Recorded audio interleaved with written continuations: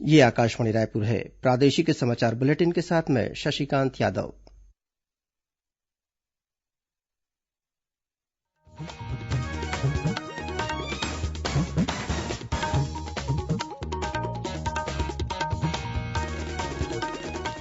और अब पेश है आज के मुख्य समाचार। प्रधानमंत्री ने लेह में सेना, वायुसेना और आईटीबीपी के जवानों को किया संबोधित। कहा, उनका बलिदान और साहस अतुल्य और देश को सशक्त बनाने के लिए महत्वपूर्ण। राज्य सरकार ने अधिकारियों और कर्मचारियों की विलंबित की गई वार्षिक वेतन वृद्धि को फिर से बहाल करने के निर्देश दिए। रायगढ़ जिले में आज अज्ञात आरोपियों ने कैश वैन के चालक की हत्या कर 13 लाख रूपये लूट लिए। और मौसम विभाग ने आगामी 24 घंटों के दौरान प्रदेश में 1-2 स्थानों पर आकाशीय बिजली गिरने और भारी बारिश होने की चेतावनी दी।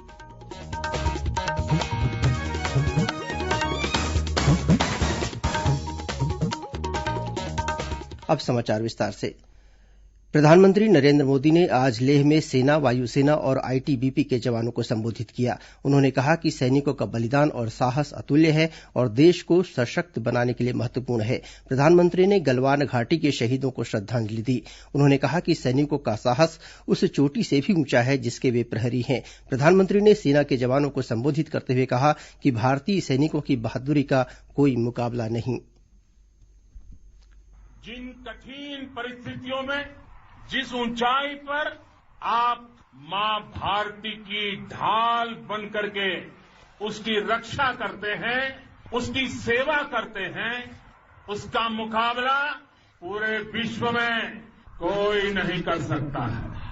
आपका साहस उस ऊंचाई से भी ऊंचा है जहां आप तैनात हैं। आपका निश्चय उस घाटी से भी सख्त है जिसको रोज आप अपने कदमों से नापते हैं। आपकी भुजाएं उन चट्टानों जैसी मजबूत है जो आपके इर्द गिर्द खड़ी है। आपकी इच्छा शक्ति आस पास के पर्वतों जितनी अटल है। प्रधानमंत्री ने कहा कि सैनिकों ने जो बहादुरी दिखाई है उसका संदेश पूरी दुनिया में गया है और सबको भारत की ताकत का पता चल गया है। श्री मोदी ने कहा कि सेना की 14वीं कोर की बहादुरी की चर्चा हर कहीं होगी और उनकी बहादुरी और बलिदान की गाथाएं देश के घर घर में गूंजेगी। प्रधानमंत्री ने कहा कि वे भारत माता और सेना के वीर सपूतों की माता दोनों का सम्मान करते हैं। केंद्रीय स्वास्थ्य और परिवार कल्याण मंत्रालय ने कोरोना वायरस से संक्रमित मरीजों को घर पर ही पृथकवास में रहने के दिशा निर्देश जारी किए हैं। देशभर में इस तरह के मरीजों का बड़ी संख्या में पता चलने के बाद जिनमें संक्रमण के लक्षण बेहद मामूली हैं या लक्षण नहीं दिखाई दे रहे हैं, उन मरीजों को घर पर ही आइसोलेट रहने की अनुमति दी जाएगी।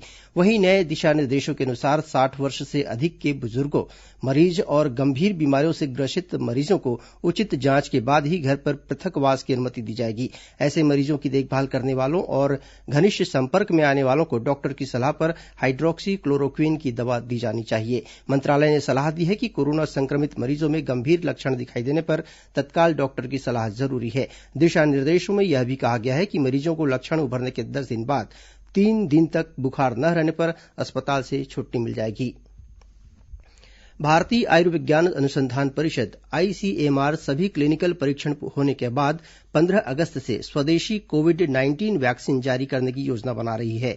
आईसीएमआर ने यह महत्वपूर्ण कोविड-19 वैक्सीन विकसित करने के लिए भारत बायोटेक इंटरनेशनल लिमिटेड के साथ भागीदारी की है। आईसीएमआर ने भारत बायोटेक से क्लिनिकल परीक्षण में तेजी लाने को कहा है। भारत बायोटेक से यह सुनिश्चित करने को कहा गया है कि परीक्षण के लिए मरीजों के नाम दर्ज करने की प्रक्रिया 7 जुलाई से शुरू कर दी जाए। प्रदेश में आज 8 नए कोरोना संक्रमित मरीज मिले हैं। इनमें से 7 मरीजों की रिपोर्ट रायपुर एम्स से आई है, जबकि 1 मरीज की रिपोर्ट एसएलआर लैब से मिली है। राज्य में आज जिन नए मरीजों की पुष्टि हुई है उनमें से 5 मामले राजधानी रायपुर से हैं। रायपुर सांसद सुनील सोनी के निजी सुरक्षाकर्मी पीएसओ कोई कोरोना रिपोर्ट पॉजिटिव आई है। सांसद श्री सोनी ने बताया कि सुरक्षाकर्मी ने 3 दिन पहले ही कोरोना जांच के लिए अपना नमूना एम्स में दिया था। सुरक्षाकर्मी की रिपोर्ट पॉजिटिव आने के बाद सांसद श्री सोनी के साथ उनके कार्यालय के अन्य कर्मचारियों का भी कोरोना टेस्ट किया जाएगा। इस बीच राजनांदगांव जिले के लखौली से एक बार फिर कोरोना संक्रमित 2 नए मरीज मिले हैं। वहीं आज पेंड्री स्थित कोविड अस्पताल से 18 मरीजों को स्वस्थ होने के बाद छुट्टी दे दी गई। इसके अलावा राजनांदगांव में लोगों को लॉकडाउन से कुछ राहत दी गई है। अब दोपहर दोपहर 12 बजे की बजाय शाम 4 बजे तक बाजार खुले रहेंगे। इससे पहले कल रायगढ़ जिले में भी सरकारी अधिकारी सहित 5 नए कोरोना पॉजिटिव मरीज मिले हैं। इस बीच महासमुंद जिले में कोरोना सैंपल जांच सुविधा के लिए हाल ही में लगाई गई ट्रू नॉट मशीन की गुणवत्ता जांचने के लिए प्रोफिशियंसी टेस्ट किया गया। स्वास्थ्य विभाग के अनुसार इस जांच के तहत रायपुर लैब से परीक्षण किए गए कोरोना सैंपल की दोबारा जांच की गई। छत्तीसगढ़ में कोरोना पॉजिटिव मरीजों के स्वस्थ होने की दर पड़ोसी राज्यों से काफी बेहतर है। राज्य सरकार के अनुसार प्रदेश में कोविड-19 के मरीजों की रिकवरी दर 78.4% है। इस तरह से पूरे देश में सबसे अच्छी रिकवरी दर वाले राज्यों में छत्तीसगढ़ चौथे स्थान पर है। प्रदेश में अब तक 3023 लोग कोरोना संक्रमित पाए गए हैं। इनमें से 2362 लोग इलाज के बाद स्वस्थ हो गए हैं। देश में सबसे अच्छी रिकवरी दर उत्तराखंड की है, दूसरे स्थान पर राजस्थान और तीसरे स्थान पर त्रिपुरा है। छत्तीसगढ़ में कोरोना संक्रमण से होने वाली मृत्यु दर भी केवल 0.5% है। प्रदेश के पूर्व मुख्यमंत्री और भाजपा के राष्ट्रीय उपाध्यक्ष डॉक्टर रमन सिंह ने कहा है कि प्रधानमंत्री नरेंद्र मोदी विपरीत परिस्थितियों में भी चुनौतियों को भी अवसर के रूप में बदलने का हौसला रखते हैं।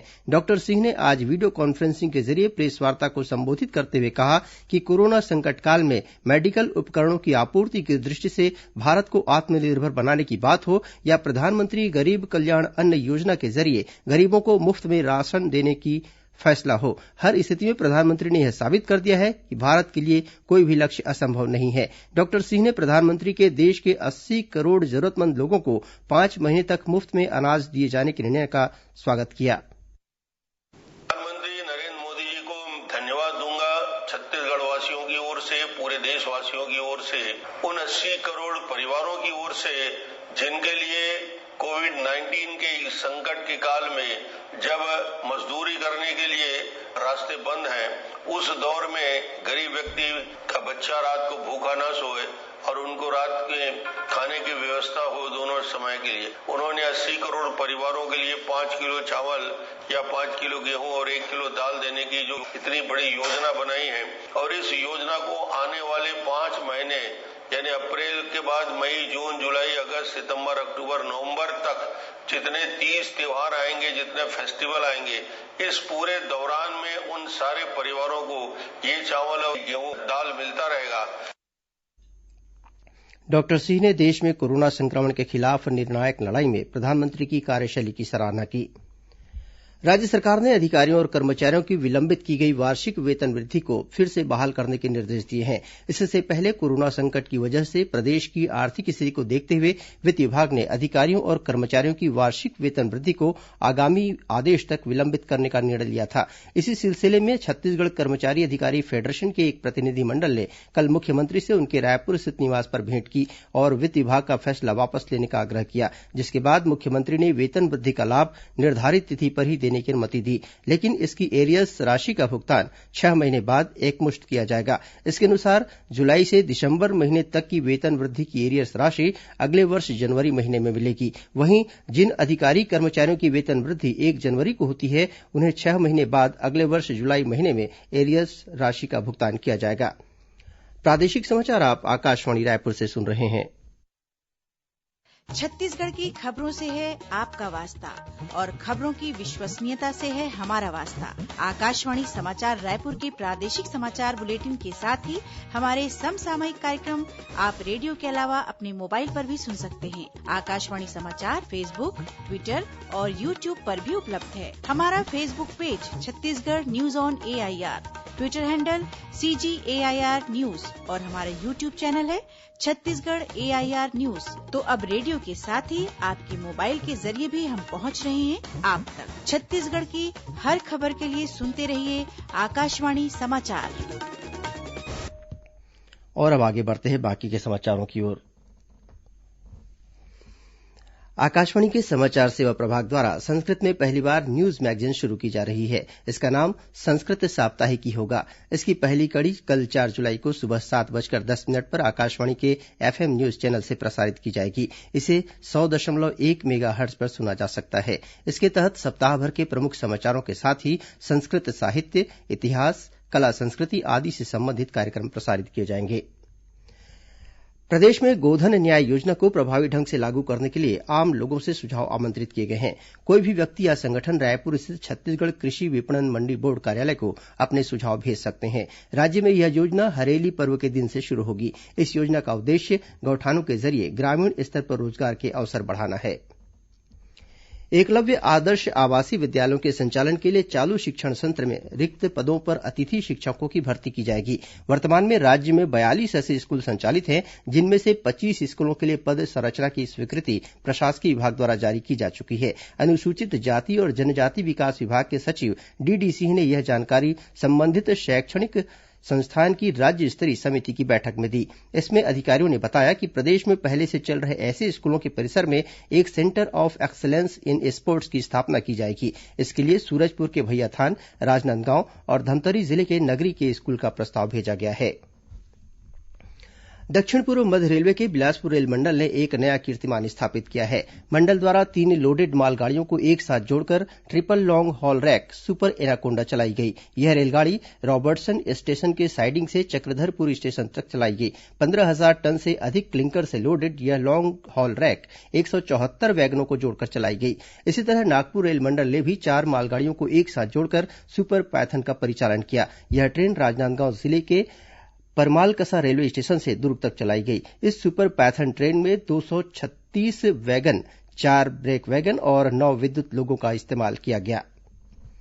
कल स्वामी विवेकानंद की पुण्यतिथि है। आज जारी अपने संदेश में राज्यपाल अनुसुईया उइके ने स्वामी विवेकानंद को नमन किया। उन्होंने कहा कि स्वामी विवेकानंद ने पूरे विश्व को ज्ञान का प्रकाश दिखाया और वे युवाओं को नेतृत्व करने की प्रेरणा देते थे। उन्होंने कहा कि उनका छत्तीसगढ़ से बहुत करीब का नाता रहा है और स्वामी विवेकानंद ने अपने जीवन का महत्वपूर्ण समय छत्तीसगढ़ में बिताया।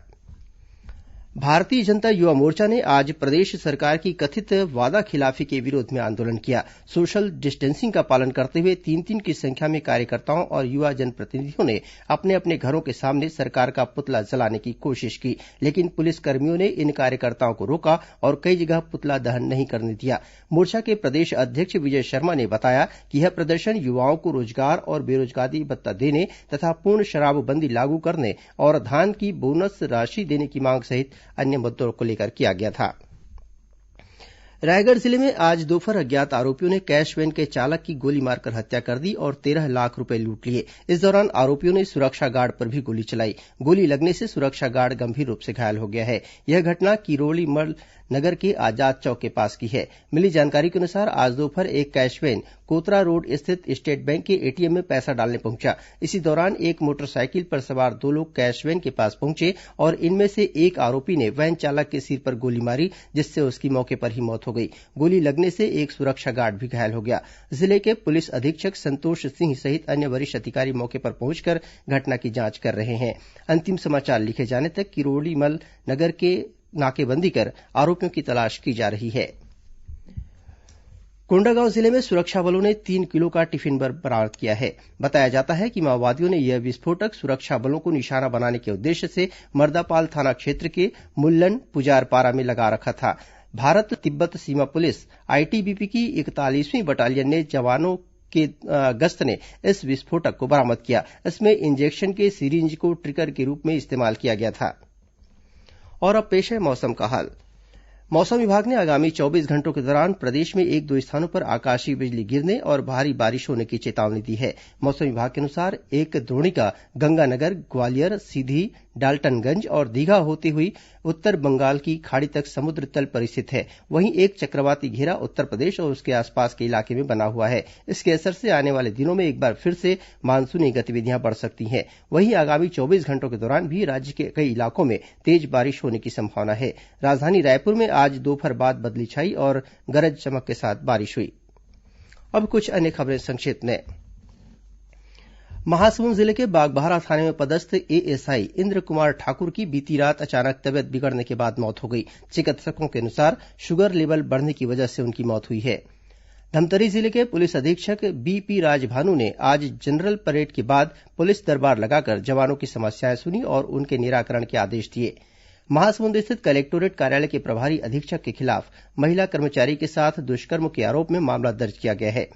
जांजगीर चांपा जिले में खरीफ फसलों की बुआई के लिए अब तक किसानों को 90,000 क्विंटल मानक बीज का वितरण किया जा चुका है। कृषि विभाग के अनुसार जिले में किसानों को करीब 1,38,000 क्विंटल मानक बीज देने का लक्ष्य रखा गया है।